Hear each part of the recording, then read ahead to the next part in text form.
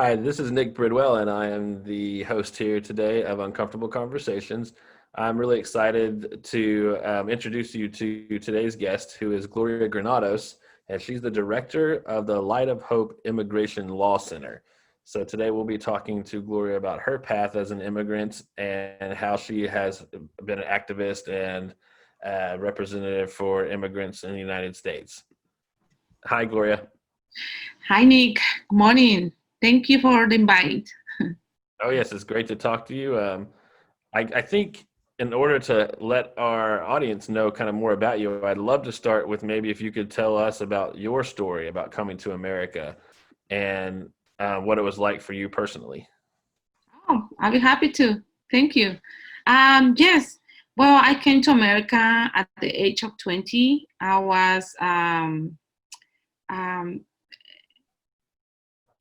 I came just after I got married in Mexico.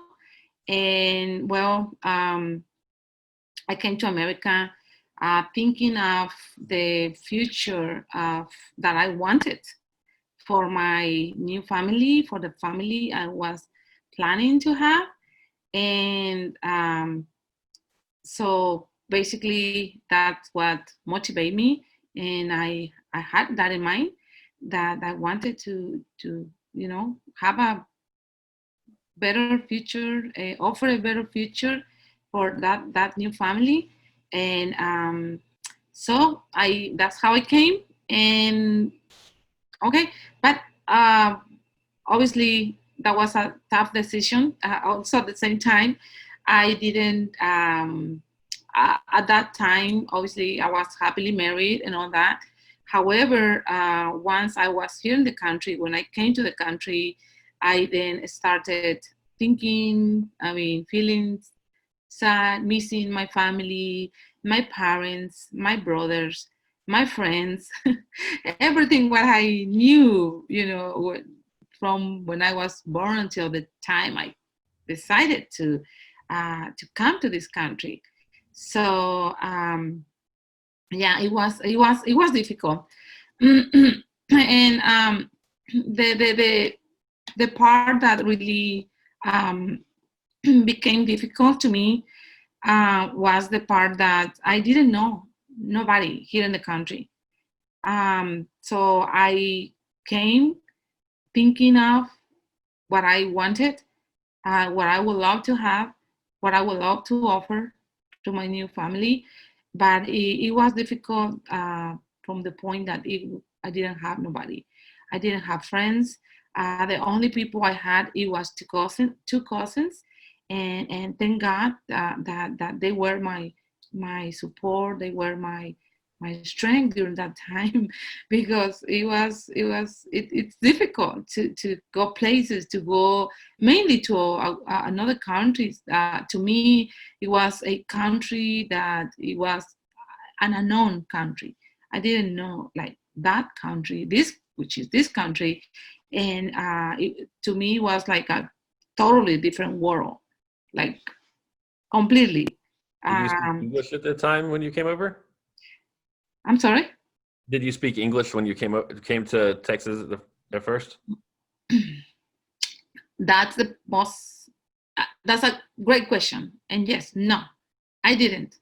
And obviously, I by not having that ability to speak English, obviously that makes things more difficult for me. Because as I said, I felt that it was like a totally different world. Uh, Starting from that part, the part that I face the challenge of not being able to communicate, that not being able to like sometimes even go to stores, even go to the doctor, even go to places that I needed to go to start my new life in this country. So it was difficult, and the language barrier, obviously it was my first challenge. That's the most difficult part. I would say that of my life that I had back then. I still have it, but not as it was back then. Like when I came at the age of 20 and without knowing nothing about the language. So at that time, I was like, I felt lonely. I felt, I don't know, like a little by little, I was, doing things, but at the same time, I was feeling that I needed to have my family. I needed to I don't know, be with them, and it was difficult. So to be there and be here, like as a married person. So I many times, and more than one time, I would say that I thought of going back to Mexico, going back to my family, going back to see to be with the people that I knew, and because in this country I was kind of lonely. So Were it you and was your husband able to find work in pretty easily when you got here, or what was that like? well at the beginning. I was at home. I started. I was starting my life as a married person, and I was at home. But then after that, I had my first baby, a beautiful baby, and there is the part that it's when I started, I guess, struggling a little bit um, by having to go to the doctor. That's the reason that I mentioned that it was like the first year, I would say, when I get here, it was the most difficult time because I had to do things, and I had to go to have my pregnancy checkups and all that. And by not being able to communicate, but not being able to explain, to know where to go and things like that. That was the most difficult. Um, uh, so basically, once I had my baby, I after that I started thinking on that I had to do something. I needed to do something for my life. I needed to do things to help me, to keep moving, to incorporate to this country, to adapt myself to this country. So I want to tell you something. I was not sure if, but I think it's important to say it. um, when I had my first baby, and as I said, think of the background that I just mentioned. Not having friends, not knowing the culture, not knowing nothing in this country. When I went to the hospital, I I was obviously, there was no like family, friends like as I have now. There was, yeah, there were like a few people, but like not the people that I really would love to have back then. But the most interesting thing that happened when I went to the hospital is that when at the moment when I was ready or about to have my baby, um, the nurses told me, Miss Granados, you need to have the baby today. And I was like, why? I mean, I was there for that. But the way they said it, and Miss Granados, you need to have your baby today. And I'm like, I myself, I started to get worried, preoccupied, because I was like, why are they emphasizing and saying you have to have your baby today? And I was like, I was like, yes, worried. And I was like, why? And then until after I have him, which was the next day, they said, oh my gosh, Miss Granados, you're supposed to have your baby today. It was 4th of July. And I was like, oh, I didn't know. Like, Oh, it was, It was Independence Day. You're Yeah. supposed to have it So yesterday.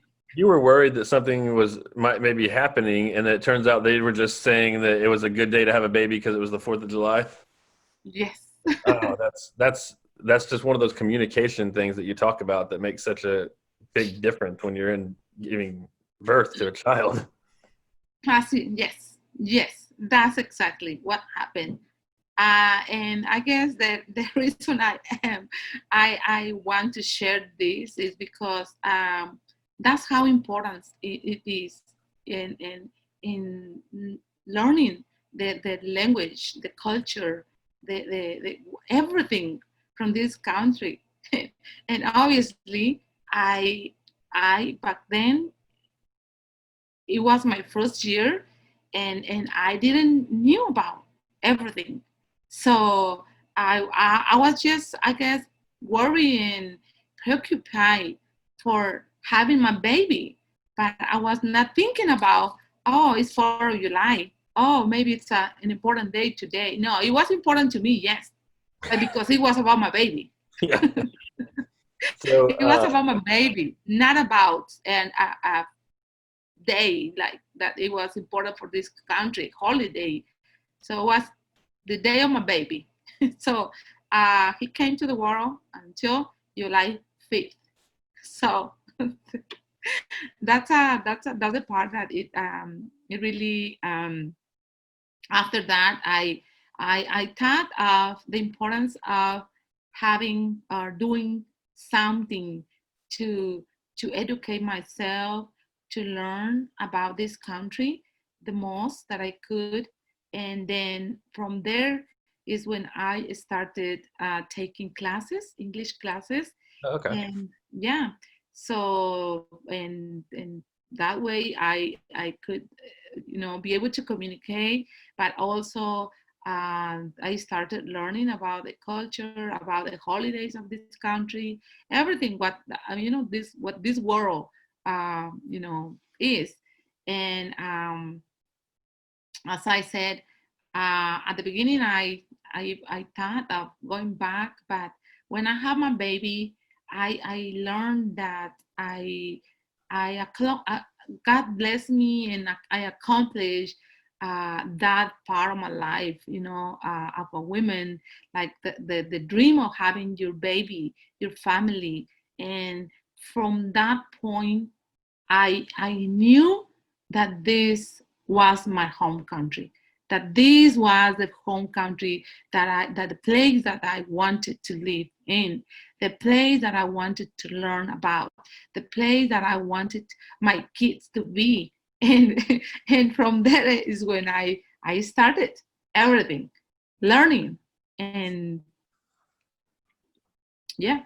I'm always constantly amazed because women are capable of so much in general, and then you give them a child, and you see that women will go to the ends of the world for their children, and it's the secret power that runs the world, you know? Yeah, you're right. I think we all human beings have ability to do amazing things. It's just about opportunities, and to be able to do. But yeah, back then, so that's the story behind my son Carlos, because he's the one who supposed to be born on July 4th. And so, but no, he decided to come until July 5th. That's okay. He deserves his own day. Yes. Yes. So, talking about kind of that early journey, and you and I have spoken in different interviews a little bit about this, but Mhm. from your perspective, early on and your perspective now, what makes America so special that people are willing to leave their homes and their lives to come here into a land where a lot of, some people are welcoming and some people aren't welcoming? What makes it so important to them? Well, I think the important thing here is that America is known as the land of opportunity, and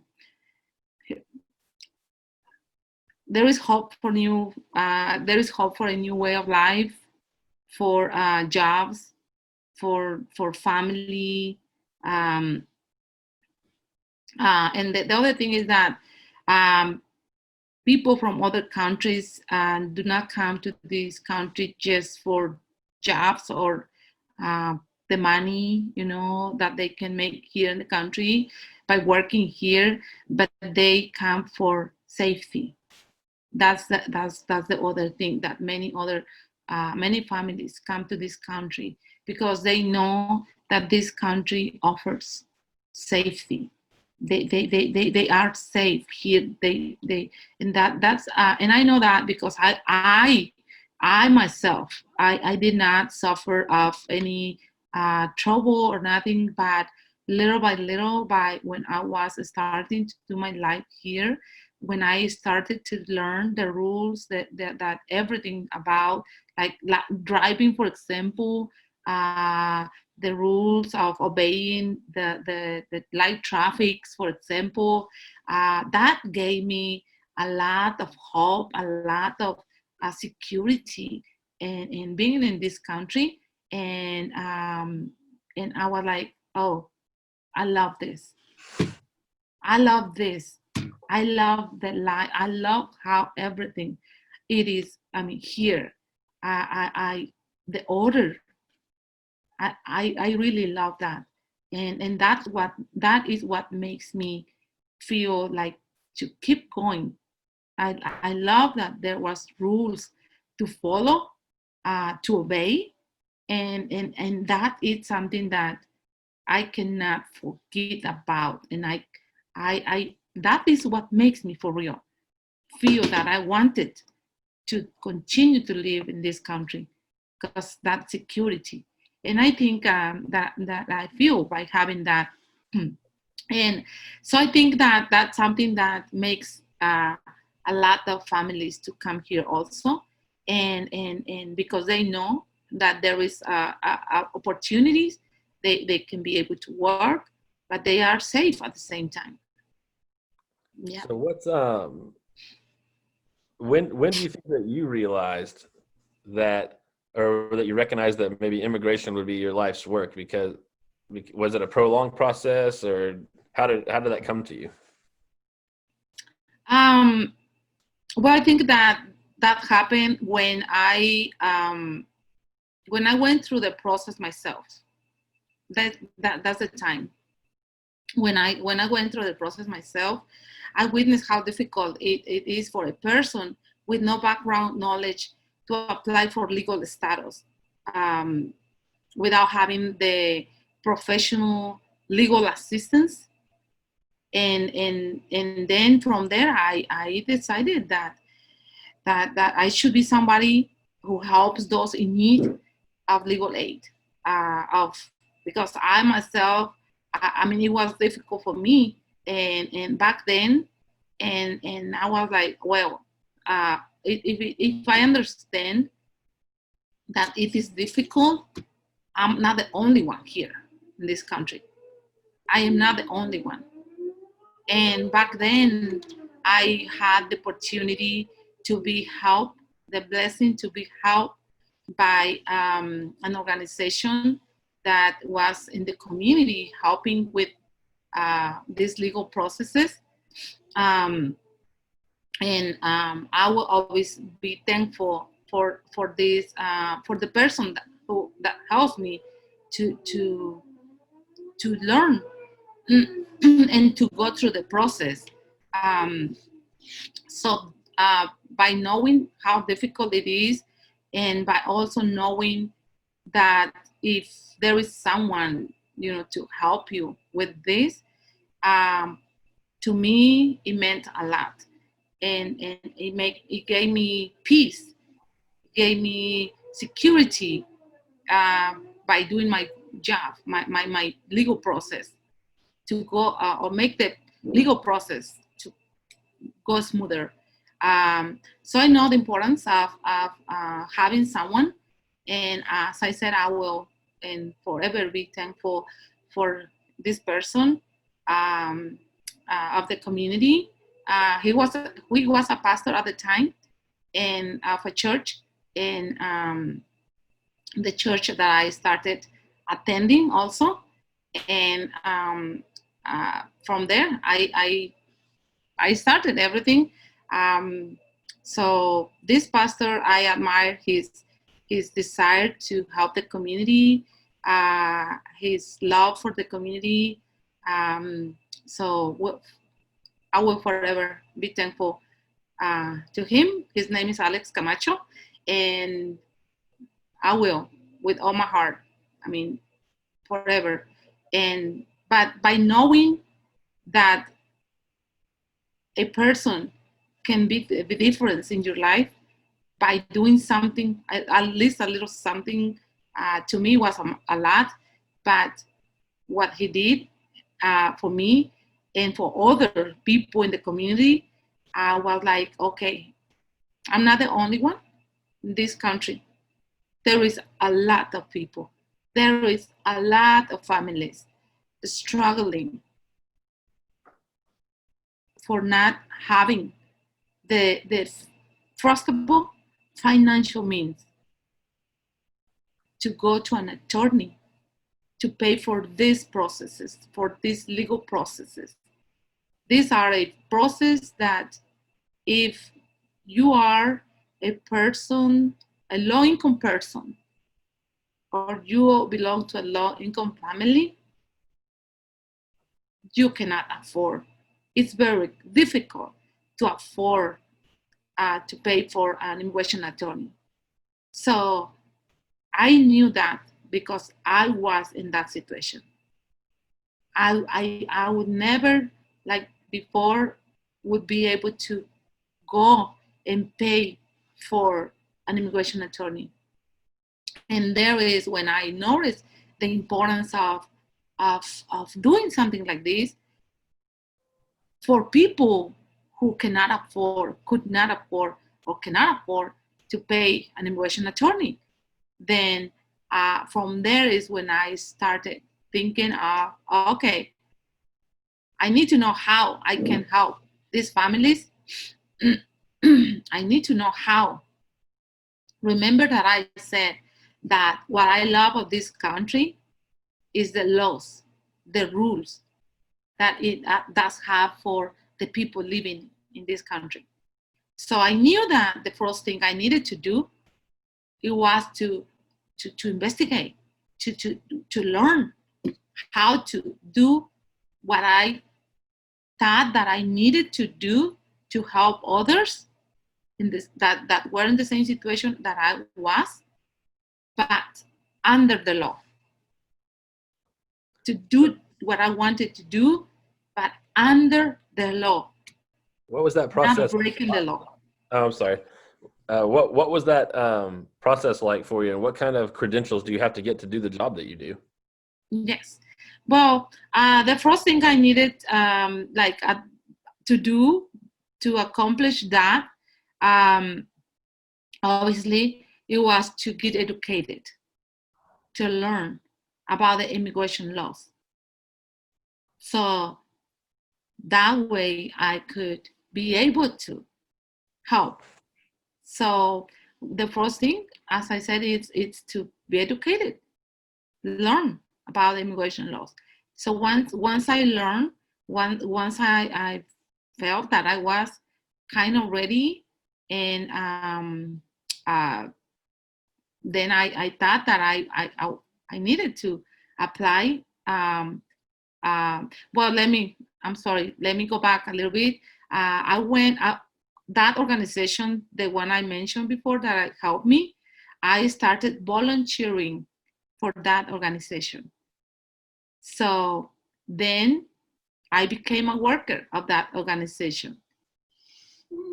And from there is when I started learning, attending classes, immigration courses, everything to get educated. I equip myself to be able to then offer this service, to be able to help those families that I knew that were in need of this process of becoming legal in this country.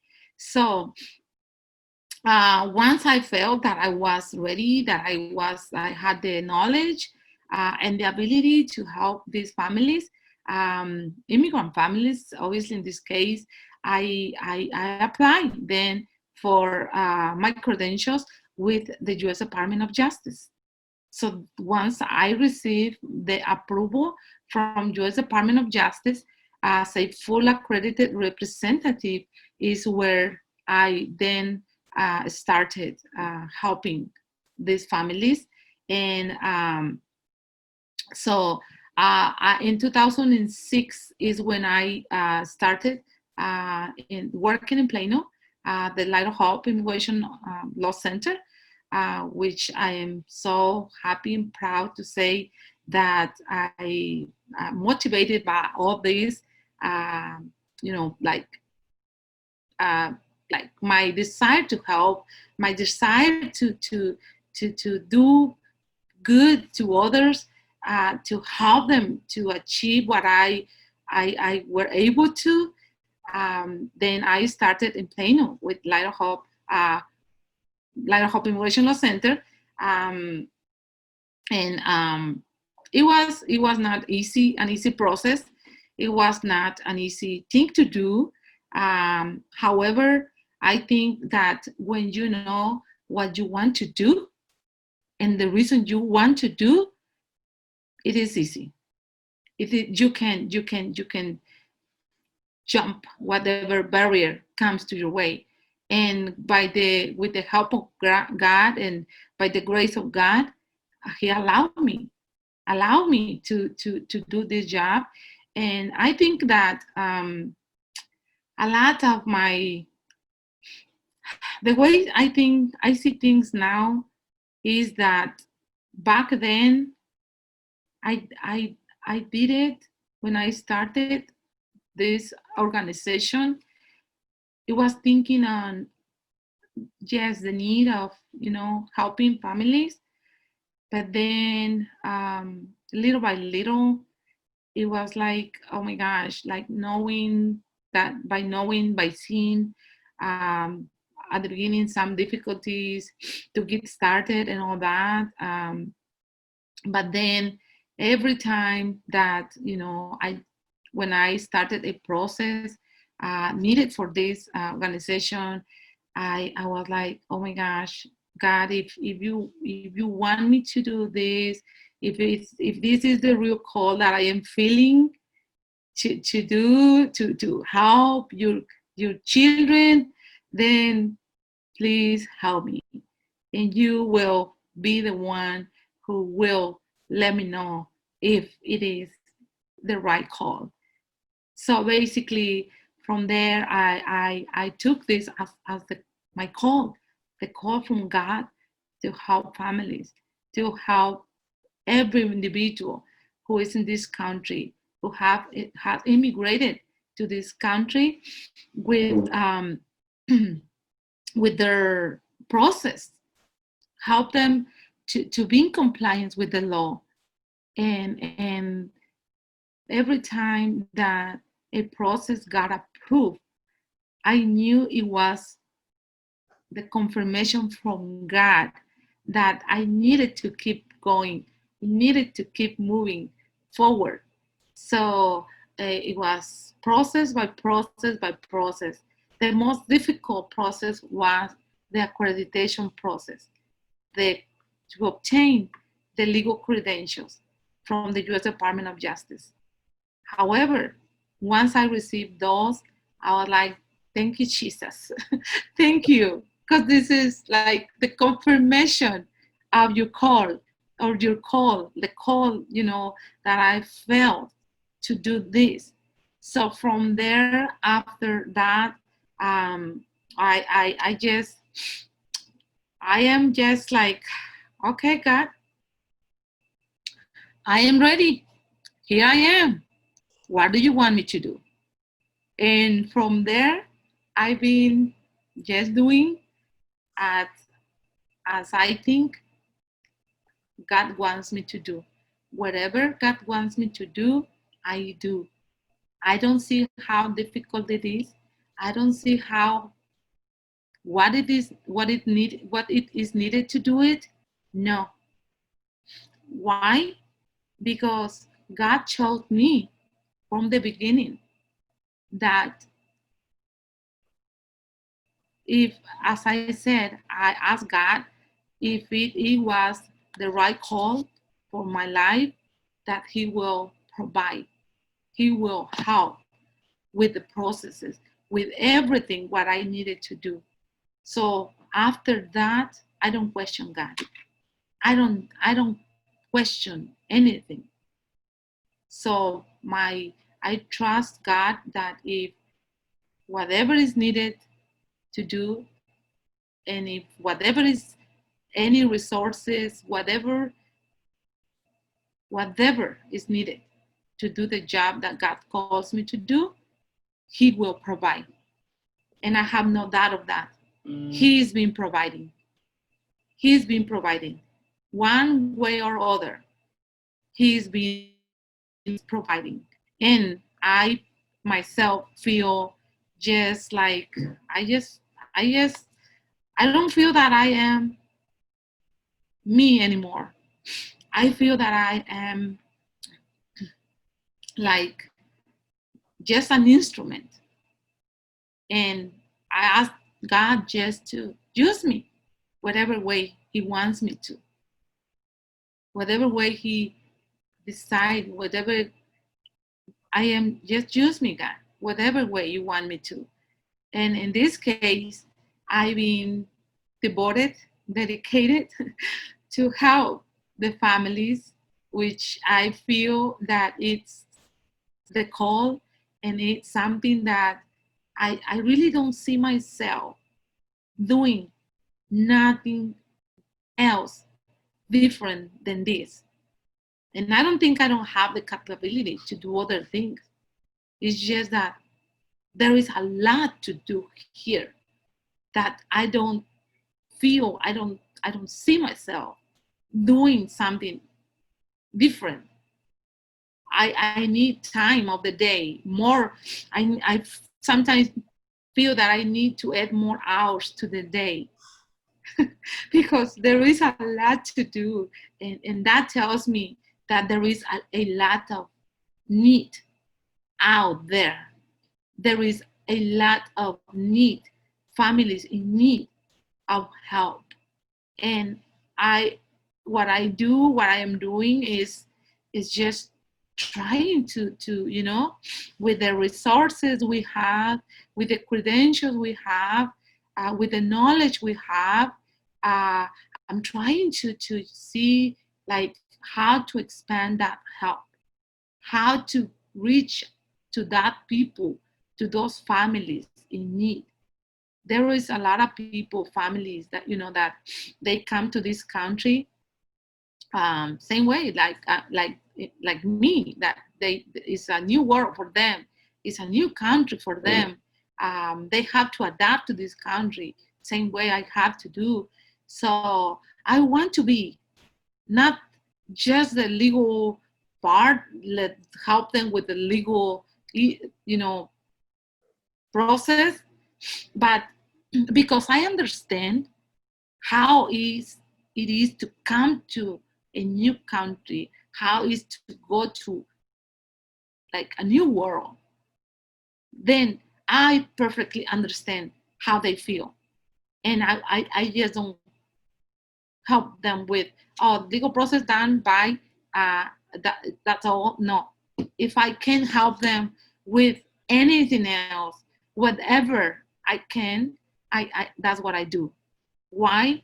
I mean, even to help them with, sometimes people comes and they are like, oh, you know what, I need help with this, and I do not close the door on them saying, oh, you know what, we just do or provide legal immigration help. No, if I cannot help them myself, I try to find help for them. I try to find the resources. I try to guide them to the right place. If I had to do a phone call for them, mainly for the newcomers, for the people who just came to the country, mainly for them, my heart is with them. And if I had to take them to the store, if I have to call the the electricity company, if I have to call the doctor for them, if I have to whatever I have to do, or whatever is in my hands, Yeah. I am going to do it. I can't decide if you're a saint or a guardian angel, or maybe both. Yes, Yeah, exactly. so I'm very humbled by your approach and by your dedication. And part of what we want to talk about was the beginning and how people get here. But given that this is also headed into an election season, um, I do want to ask some questions about maybe how your work has changed in the past 4 years underneath Donald Trump. Has it been more difficult for immigrants? Yeah. Um, it's a little bit difficult. Has been, I would say, way like a lot of the more difficult for all the families, um, because there have been a huge change. Like with the now that with President Trump um, making processes, immigration processes more difficult, closing the borders, separating families, keeping children in cages. Um, some families being afraid of never being reunited with their kids. Uh, that is something that it's very it's sad. It's a I've been doing this job for 20 plus years now. Um, thank God, it's been 20 plus years, but I think that I have witnessed a lot of changes in immigration laws. But the last thing, the last um, whatever is happening, like these last years, is it makes me feel so sad, because I feel that it's unhuman. It's so um, no human being deserves to go through what these families have been going through, being separated from their families, being separated from their kids. It's the most horrible thing that a human being can go through. And I don't think that no one deserves that. No one really, no person supposed to go through something like that. It's their families, it's their kids. Yeah, it's very emotional. And have you worked with a lot of these families who are personally impacted by these decisions of Donald Trump? I have work. This is my everyday job. And uh, I have worked with families who have been detained, who have been separated by this government. And so by listening to their stories, it is very sad. It's just, you want to do whatever you can, for these families. So by listening to their stories, but that how they felt, but when their kids were taken away from them, that they do not know where their kids are. um, Sometimes that's the most I would say the most difficult part of my work. um,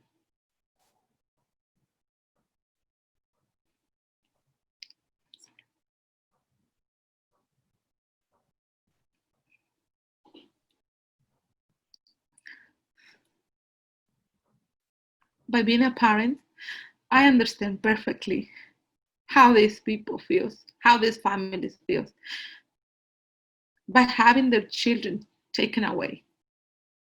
And I think when I talk to these families, it is impossible. It's impossible to not understand them, to not cry with them. But the least thing I can do for them is to find a way to help them, find a way to give them some peace, some comfort. So it's difficult. I have my daughter, I have my kids, and I cannot really think of when I work with these families, when I talk to these families, and when they mention or mention their kids' ages, I it's so just painful to to to to hear that their kids, minor kids, even adult kids or young kids, have been separated from them. And so that's the part that I really like. I am like, I look back and I look to my side and I'm like, oh my gosh, that is, I mean, a kid of my son or my daughter's age, what would I do? How would I feel? I cannot even think that I can say how I will feel, because I think it's a horrible thing. I don't want to really say that I can imagine how it will feel, because I don't want to really go, or no, that I think it's an unimaginable uh, pain, and to take half your kids away from you. So what I try to do is just try to help them in whatever way I can. In cases like that, what people need, apart from obviously like families that have are released from those detentions, apart from basic needs, like they need legal help. So I try to look for basic necessities, help with the different resources from the community to provide those basic necessities first. Then I take care of the legal side, because the fact that they are released from immigration does not mean that they are free in this country, to be in this country. They are not. They had to go back to court. They had to go back in front of a judge to face, the charges the government is putting on them. So that's the part that if I can, if I whatever that I mentioned, that whatever is in my hands to do, I will do. And these families sometimes they have a relief to help them to stay or continue to be here in the country, but sometimes there was no relief, legal relief. So they have to still go to court. And the thing is, can you imagine how can a person who is here in this country, a new world for them, know what to do, how to do, how to go in front of a judge? How can they remember? To me, it was difficult to do my life, and it was a normal life. I was not in a situation that these families are, many families are, that they have and are obligated to go to court. They have to, because if they do not go, they're going to be deported in absentia. So then is when maybe whatever, they are stopped by the police, they gonna transfer them to immigration or ICE. Then there is where, they are detained and are sent back to their home countries. But why? Because they didn't have the opportunity to go to court, or they didn't go to court because they didn't know what to do. And that's the part that worries me the most. That I know how it's supposed to be. I know that. But many families who do not know where to go, who to go to look for help, first of all. How to read a paper that is in English, an instruction from the court, from the government, to appear to that court. If they do not know, if I were them, probably I would do the same. If back then if I receive an instruction from the government to do something, and if I didn't understand that document, I would not do it probably. But now, today, as of this day, I have learned what these documents mean and what I'm supposed to do. So that's the reason that I said that I love what I do, and I thank God, and will forever be thankful to God for the opportunity He gave me to engage into this this work, this job. It's not anymore my job.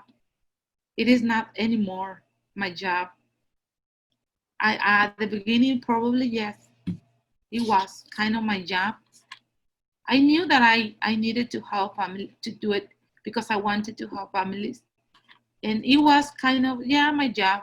But no, when I started learning more and more and more and more how it affects families by not knowing what they have to do, what they're supposed to do when they receive notifications from the government,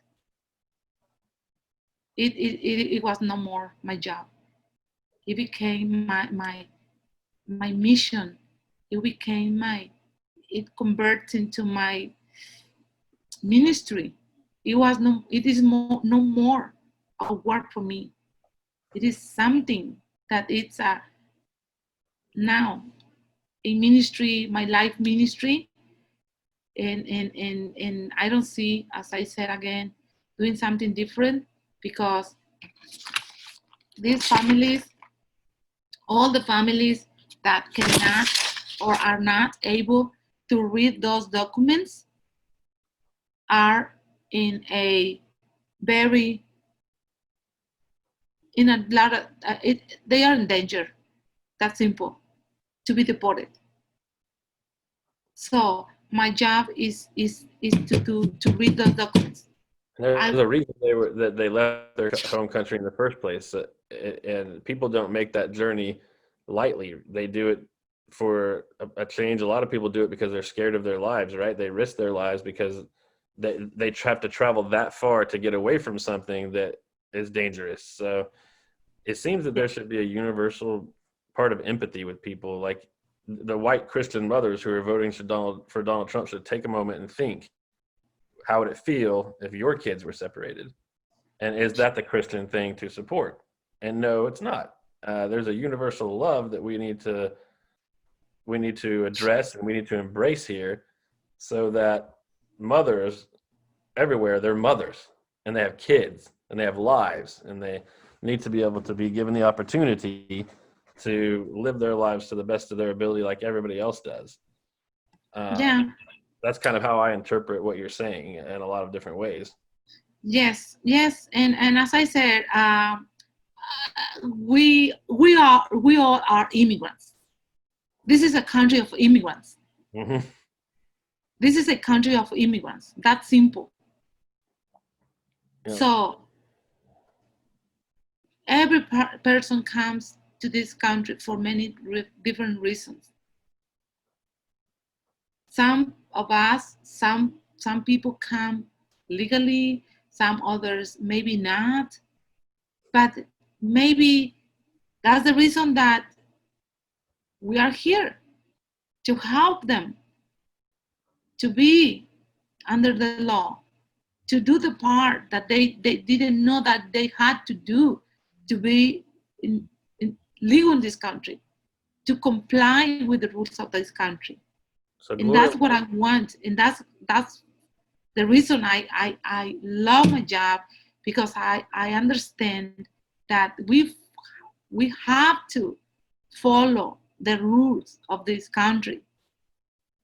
But the question is, if these families who came to this country for any reason, but the most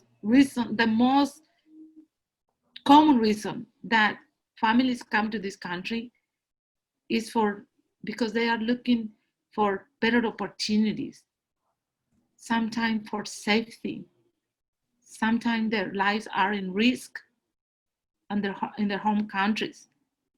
So they heard about good things about this country, and they just come. If I were in danger in my country, I will do whatever I have to do to go to a safe place. what Maybe I would not. I maybe didn't do it the right way, maybe. But how good it would be if someone would help me and tell me what to do it right, the right way. So I think that that's the reason that I am here, and I thank God for allowing me to be here, so I can help these families, I can guide these families to comply with the law, so they can be under the law. They can be able to follow the law by having their legal status, by applying for their driver license, for their social security, so they can, follow the rules of traffic, follow the rules of doing their taxes, follow the rules, all the rules we have in this country. To me, it's a beautiful country. So I just not made it my like I just didn't not just like it, but I was okay. If I like it, I like how it is. I need to do whatever. So the last part I did in my life to be completely part of this country, it was my citizenship. So I became a citizen. So at that moment, when I became a citizen, I, I I felt that, oh my gosh, this is my new home.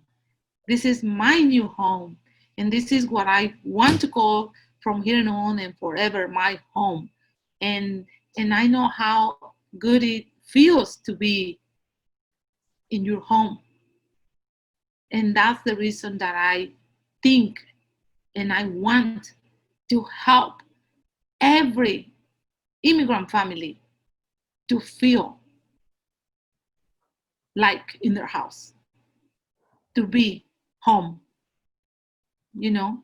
So that's the reason that I'm like, I need to. If I feel good this way, if I feel comfortable, if I feel happy, I feel secure, I want these families to feel the same, to be the same.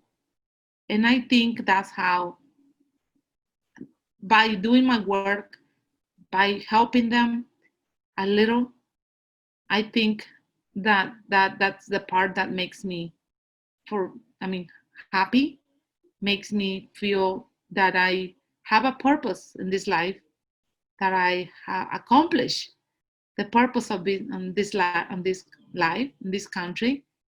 um, and I think that And I always encourage people, other people, to do something. Don't be afraid of doing things, of starting something, because that's the problem, that sometimes we are afraid of doing things.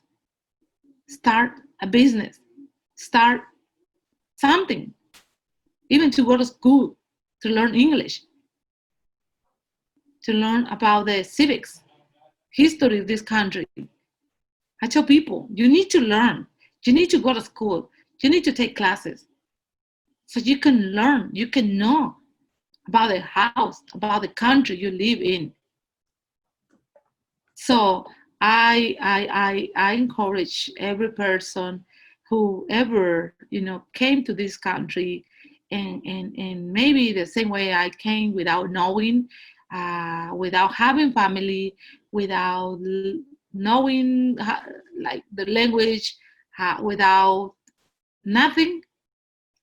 And if you are feeling that there is nothing that you can do, believe me, there is a lot that you can do. You just have to have the willingness to do it, the desire, be eager to do it. Ask God for help, guidance, and after that, you will be good. We just need to obey God. We just need to be obedient to God. I guess that's one of my most important uh, last thoughts, I guess, with respect to this, that we just need to be obedient to God. Listen to God. When you feel the call, when you feel that God is calling you to do something, don't be afraid. Don't be afraid. Because I think that we do not uh, think by ourselves. I don't consider myself that I thought of that by myself. No, I I think that God gave me, put that thought in me based on my situation, personal situation. But if you don't listen to those thoughts, you don't listen to God's voice, I think we are wrong. And I think we are losing a lot of the blessings of God, but by not obeying Him, by not doing what we are called to do. So here I am. What's I think I'm curious. Once people that you help become citizens, how excited are they to get into the process, the electoral process of, are they excited to vote? Do they get excited to just embrace that part of being American, or have they been put through so many loophole, hula hoops and things that it's like take a deep breath and then maybe do that later? No, no, no, no. I actually can say that that's the reason people become citizen, because they want to vote. That's the reason. That's the reason. Nowadays, that's the reason. Like before, I know that many families, they think that of applying for citizenship, becoming citizens, because they wanted to apply for their families, because they know that they have a lot of benefits by being citizens of this country. But the most important thing, because they knew that they could apply for their families, help their families, But and nowadays I know that that's the same reason they apply. But I think and I feel that now one of the important reasons they are becoming citizens is to be able to vote. Why? Because they have been seen. they have been suffering the Mhm. consequences of this government, and they want change. We all want change. I want change. I want change too. Yeah. What do you think? Yes. What do you think this upcoming election means for new citizens or immigrants? What is a message that you would like to tell people who are kind of on the fence about voting in this election, or what they should do um, to make the country better? What do you think is the message there that you would like to send out? Yeah. I would say that we all, as I said, we all live and suffer the consequences of, I would say, of our government, different one way or other. We all. So I would say that every person should think of um, not just ourselves, not just ourselves, but we think we really need to think of others while making our decisions on who we want to be our president, our authorities, the people that, you know, the government that we want to have. I think we really need to not just be like think of ourselves. Like example, what I'm trying to say is that, let's say I'm a US citizen, right? So I'm good, right? I would say I don't need nothing. I am already a citizen. So whatever happened with the government, whatever the government do, that's fine. But no, because it's not just me living in this country. If we love the people around us, if we love our family, if we love our friends, if we want them to be good, we need to think for them and do for them. We need to do the right thing for them. So I think we are, we really need to think wisely, and make the right decision. First thing is obviously ask God for guidance, ask God to help us with, what is what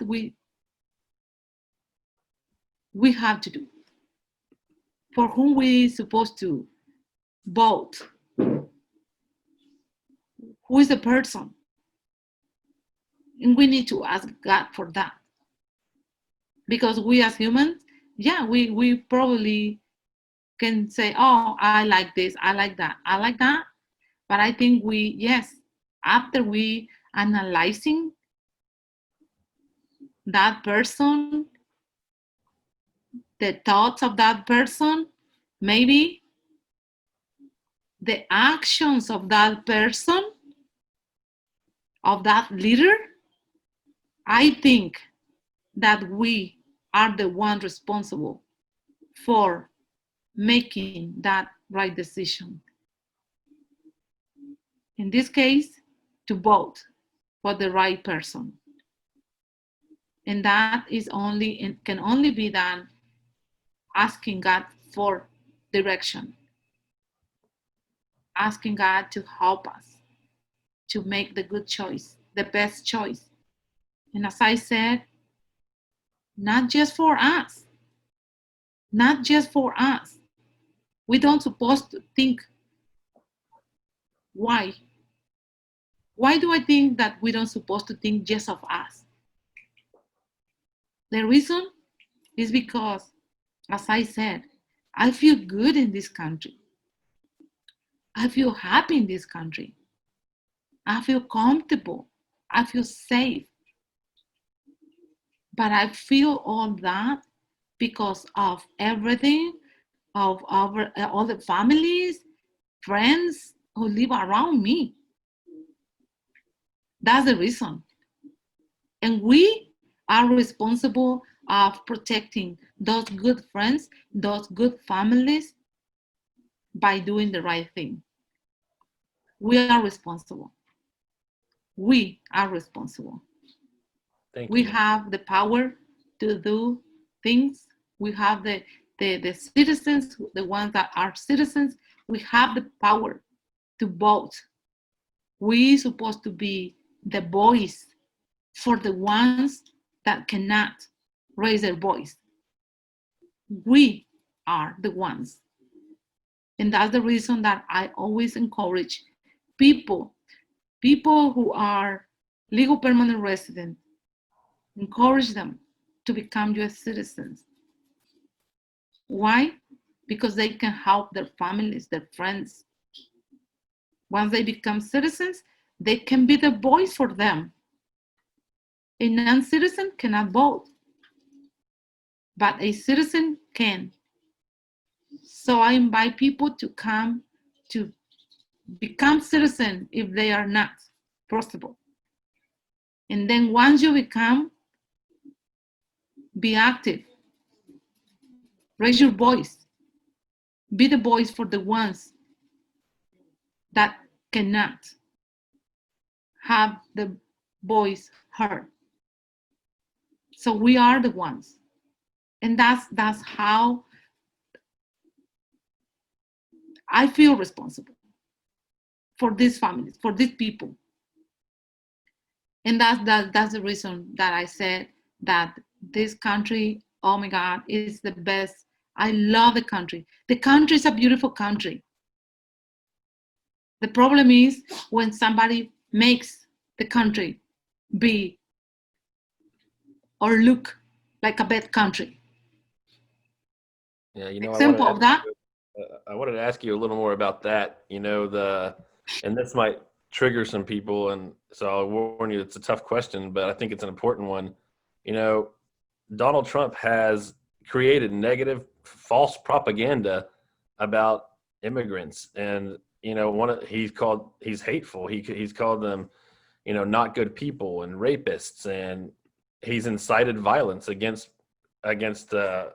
Latinos, against Chinese Americans by calling the coronavirus the China virus. I mean, but as far as immigrants go, what do you have to say to people who have been falsely taught that immigrants are bad for the country?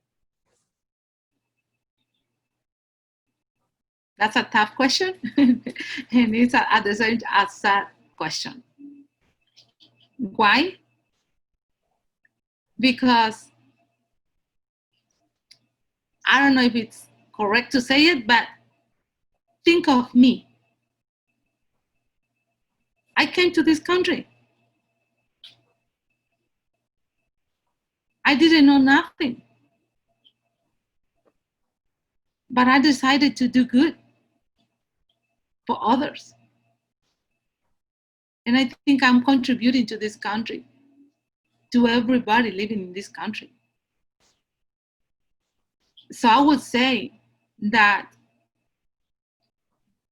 people who is listening to those bad comments from the president strictly, I mean directly, or those bad comments about saying that the people who come to this country is bad people, are criminals and things like that, I would say, please, please, please, do not judge by just what you heard. Give the people a chance to give yourself the chance actually to know the people, to learn about the people who comes to this country. They are beautiful people. It's people like you and me, people who can contribute to this country if they give the chance to, the opportunity. And that person is me. I identify with that people, the people that comes and looking for an opportunity. So that's what I would say to the people who is out there listening those bad comments.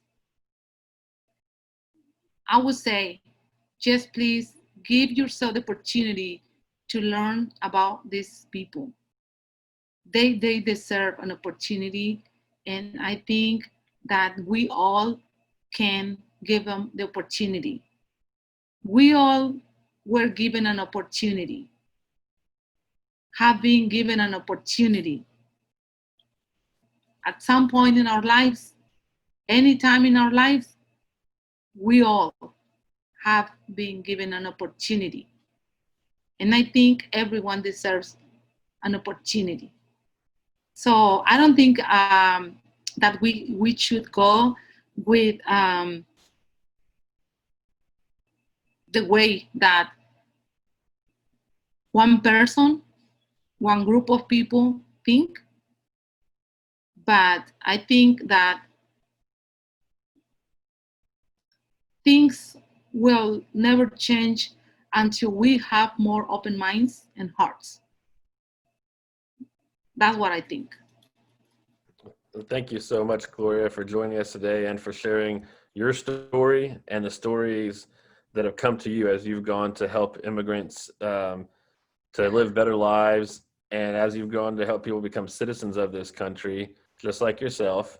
And I think that's such an important message there, that it's easy to think about things in concepts.